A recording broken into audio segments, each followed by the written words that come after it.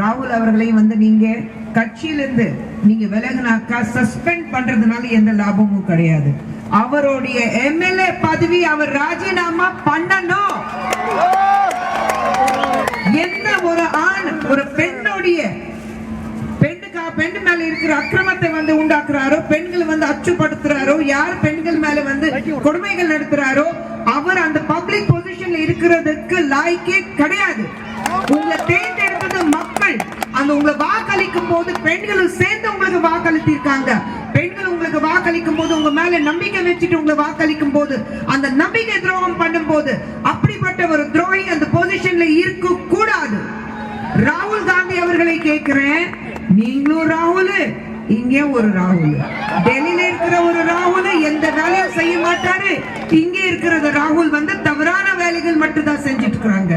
ரெண்டு ராகுல் கிட்ட கேட்கிறேன், மனசாட்சி இருக்கா? ரெண்டு ராகுல், டெல்லியில இருக்கிற ராகுல் காந்தி அவரும் ஒரு ராகுல். அவர் சொல்றாரு, நான் சிவன் பக்து. சிவன் பக்தி எப்போ வரும்? எப்போ எலெக்ஷன் வருதோ அப்போதான் நான் சிவன் பக்து, நான் ஜனம் போட்டுட்டு சுத்துறேன் நான் சொல்வாரு. ஆனா மத்த நேரம் பேங்காக்ல இருப்பாரு. நான் கேட்கிறேன், இங்க இருக்கிற ராகுல் பண்ற லீலைகள் பார்க்கும் போது அந்த ராகுலுக்கு இந்த ராகுலுக்கு எந்த வித்தியாசமும் எனக்கு தெரியல.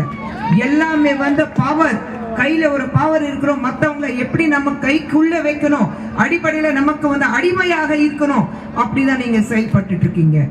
ராகுல் இம்மீடியட்டா ராஜினாமா செய்யணும். ஒரு பாய் எலெக்ஷன் வரணும், அதெல்லாம் பண்ண மாட்டாங்க. ஏன்னா அவங்களுக்கே தெரியும், பாய் எலெக்ஷன் வச்சா அந்த பாய் எலெக்ஷன்ல இந்த பால்காட் தொகுதியில ஜெயிக்க போறது பாஜக